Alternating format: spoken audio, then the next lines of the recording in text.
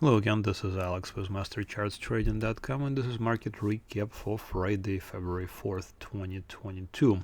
As always, please don't forget to hit the like button, subscribe to this channel, and share this video with others. So today we'll pretty much cover what we normally cover. Stocks mostly didn't really go anywhere for the week.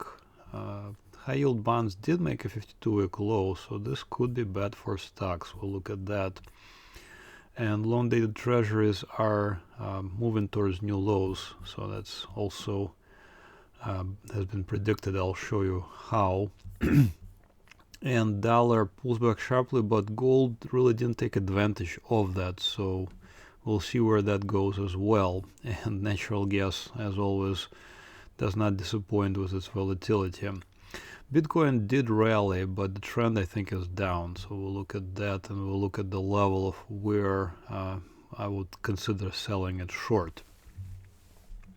If you're a subscriber, then we will cover all of the stocks. You can see there's quite a bit of stocks. And if you're not a subscriber, then consider subscribing by going to MasterChartsTrading.com, click on products, and sign up for one of the products. I pretty much exclusively use my trading indicators. You can see them on this chart, this green, blue, red, and yellow line. So these are basically support and resistance lines, and just they help me trade. They help me kind of wrap my mind of where I want to be buying, at what level I want to be buying, where I want to be selling. Do I want to be buying or do I want to be selling? So those are the things we look for. Looking at S&P 500, not really much has happened, so we can look at weekly charts. So weekly chart, you can see that this candle is just neither here nor there. I mean, last week's candle was clearly bullish here, and you can see that it actually closed right above the blue line. So you can see that this support resistance lines, they're quite meaningful. So last week, this is a hammer candlestick. I thought we're gonna make a new high. We are moving in the right direction up, but not as fast as I wanted, obviously, but we'll see where this goes. So at this point, we just hold. So this is an actual alert, went out on 28th of January. So if you're a subscriber, basically you got your target. We can look at S&P 500 ETF SPY again. This is an actual alert. This went out to my subscribers.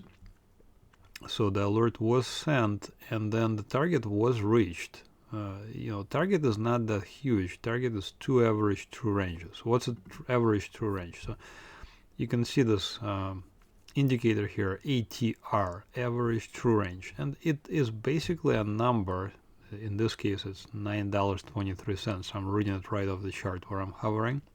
It's basically a number that shows how much on average does a stock or a security moves up or down on this particular time frame. So in this case, we can see that this is a daily time frame where I'm hovering.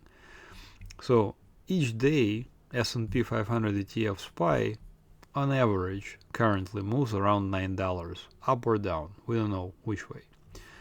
So we got our target, which was 2 average true ranges. So it moved about $20 in our favor. And at this point, we basically need to move our stop to entry. And you can see that it says target achieved. I would take some profits and advance my stop to entry. So if you take some profits, even if a little bit, and then you move your stop to entry, and then you get stopped out, then you have a little profit, and that's great. You want that.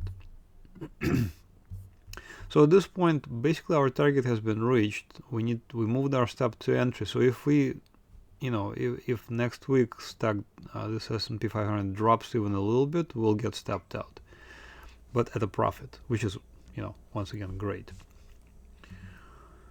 Looking at QQQ NASDAQ, so again, this one is currently a little bit weaker. It kind of went right through this blue support resistance line right there in 19th and 20th of January, and then bottomed at the red line. So you can see that, once again, these lines do mean something. We bottomed right at them and then rallied. So right there on 2nd of February, this was technically a signal, but I did not really like this candle, so I did not actually set an alert for NASDAQ. So good thing, because notice that next day we have a nice drop, probably due to Facebook losing something like enormous amount of billions of dollars in market cap. So for now, I just don't really want to mess with NASDAQ. I want to wait until it kind of decisively closes above this blue support resistance line. For now, I just want to stay out of this market for now. But overall, again, if we look at weekly chart, it's not that bad. I mean, it came, look how far it came from April of 2020. We had just gigantic move, and now we're oversold. So oversold means that we are still in an uptrend, clearly in an uptrend, but there is now an opportunity to get in, because we have pulled back within a bigger uptrend. So this is where we're at right now. Again, notice on weekly charts as well, you can see it touched this blue support resistance line, it touched this red support resistance line, so it's kind of like between those two lines right now. And see if we are gonna close next week above the blue line, and then we can start buying again. Small caps, on the other hand, IWM actually went down, significantly. I mean, this is an avoid level, so I actually send this out to my subscribers. I'm gonna show it to you on the daily charts, so you can see avoid right there, and see 18th of January right there, meaning that this is a bear market for small caps. And even though small caps, NASDAQ, S&P 500, they sort of move together in lockstep, sometimes they don't. Sometimes there is more pronounced movements in certain sectors or certain parts of the market. So in this case, there's a pronounced movements to the downside for small caps. So at this point, I want to wait and see what happens. I want to wait and see if small caps rally, and then they have to, quite a bit of work for them to do. They have to rally that much for me to even start entertaining the idea that we're back in a bull market. 12% from today's levels, and very close to the lows. So if we make a new low here, that's not a great sign. So once again, why do I keep bringing up this correlation thing? So this is a monthly chart, and on monthly chart of small caps, this is on the lower part here, blue part right here, this is called correlation coefficient. So you can see that correlation, it's more than zero. In other words, it's positive. So vast majority of the time, small caps and large caps, this is correlation to S&P 500, move together. On occasion they don't, but really, really quite often they do. So I want to see what happens. Maybe small caps will pull the general market lower, maybe small caps will ride themselves, and then we'll make a new high. We'll see. But for now, I want to just stay out of small caps. We'll see where this goes. This is by far the weakest part of the market. Dow Jones, small caps, NASDAQ, S&P 500. So out of those, small caps are the weakest link right now. Another weakness you can see here for junk bonds. So JNK. I cover junk bonds. Reason being is because of their correlation to S&P 500. So vast majority of the time, junk bonds again correlate positively. Occasionally there's a negative correlation, but by and large, S&P and junk debt do the same thing. So if junk debt right now is moving strongly lower, there's a danger that it will pull the overall stock market lower. In fact, this is what's been happening, because junk debt really broke down. I mean, we can technically say that it broke down right there in November. And this right there, 27th of December, positive bullish signal really did not amount to much, and we see another breakdown right there on 18th of January, but by then, by 18th of January everything else already collapsed as well. So junk debt is important to watch if you're trading stocks, and you can see that we're at new lows. Now this candle, first of all, there's a gap from yesterday to today, from 3rd of February to 4th of February today.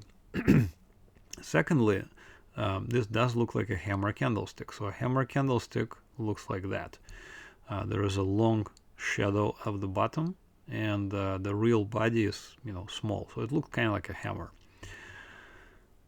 It does normally signify a bottom of some sort. So for example, here's one right there. Here's a hammer candlestick on the 10th of January, and we did see a small bottom, but only for 3 days. After that, we have a lot more selling. So will this happen now? We'll see. It does look like this could be an exhaustion gap. So exhaustion gap from 3rd of February till 4th of February. In other words, exhaustion gaps imply that people just let go and say, okay, that's it, I'm done with this stock, and sell. So everybody just sold, and as a result there was no transactions between the yesterday and today. So this is a gap. Exhaustion gaps usually happen at the end of the range. It sure looks like an end of the range, but there is no way to tell for sure. Only in rearview mirror can we say, oh wow, look, right there, for example, was another exhaustion gap from 24th of November till 26th of November. You can see it. I'm going to zoom in. So we collapsed from 24th of November till 26th of November, and then afterwards we rallied. So it's possible we're going to see something of the similar nature, but once again, there is no way to know for sure. So Monday we'll see. I mean, it's possible we'll rally. If junk debt rallies, I'm almost sure that small caps and NASDAQ and S&P 500 will also rally. So let's watch and see where this takes us. But overall, I don't really like this action at all. Junk debt action and junk debt, I don't really like it at all. Looking at Treasury bonds, so Treasury bonds, TLT, so other Treasury bonds, for example, IEF, which are 7 to 10 year Treasury bonds, are already at new lows. You can see it was a big, again, another gap down and a new lows today. Treasury bonds, the longer dated ones, TLT 20 plus year Treasury bonds, have not yet made a convincing low. So you can see that there's still a hope. But by and large, you can see downward facing arrows. So we are thinking about selling them. In fact, this is an actual alert right there yesterday and day before yesterday on the 3rd, or yesterday on the 3rd of February. Actual alert, I would be selling it short or buying puts. If you're sophisticated enough, you understand what you're doing, then no problem. Normally, I don't recommend it for beginner traders, but if you know what you're doing, I don't see a problem with selling it short. So quite likely we're gonna make a new low. Quite likely. So yes, it does make sense because of the way Federal Reserve has been talking, which they're gonna raise interest rates, and this is bad for bonds. So we're looking at a potential more selling for junk debt, for treasuries. Okay, let's switch gears. We're moving into Forex universe. Here's dollar index DXY. So dollar index DXY is in an uptrend. actual original breakout was right there in July of last year. Took a little while, but then finally rallied. Made a new high just recently on 28th of January and then pulled back quite sharply. So right this instant, I think dollar is trying to bottom here, but I think the weak support was already broken. Weak support is at the green line, which was at 96.1, and I think we're gonna continue lower towards the blue support resistance line, which is strong support at 94.4. So let's see if it gets there.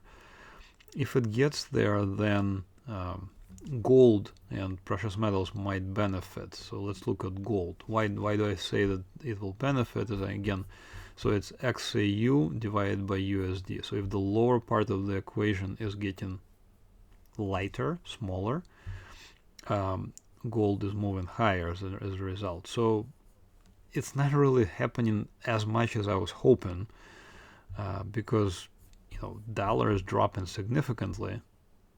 We'll probably look at weekly chart, it's better. Dollar has dropped significantly this week. Look at this big candlestick, huge. Let me see how much. Almost 2%. Gold, on the other hand, barely moved. So let me see how much it moved this week. About 1%. So not as much as I was hoping it would move. But overall, I think gold is in an uptrend. So latest signal again was bullish. New breakout. We'll see if it finally, makes a nice run higher. This will again entirely depend on dollar. If dollar continues lower, almost guaranteed that gold will continue higher. But for now, let's keep an open mind and just watch it. Here's natural gas with a famous volatility. So latest signal, before latest signal was bearish. Nothing happened of that. You can see it didn't really go anywhere. Then here's the latest signal on the 2nd of February. Again, I would be thinking about buying it now. But then 2 days of really strong selling again. And today we actually are below the support resistance line. So it is one of those securities which are just not for the faint of heart. If you really want to trade it, then consider it. But honestly, there are just other better securities out there to trade.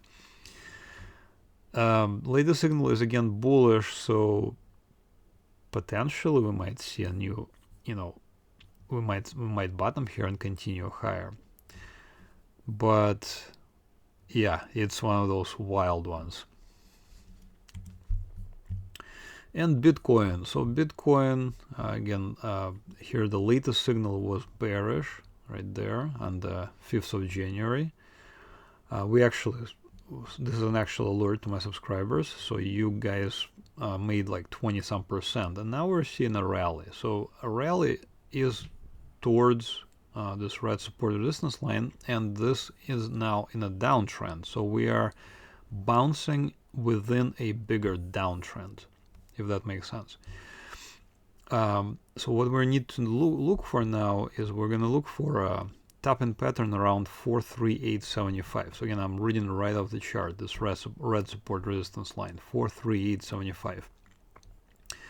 Let's see what happens there.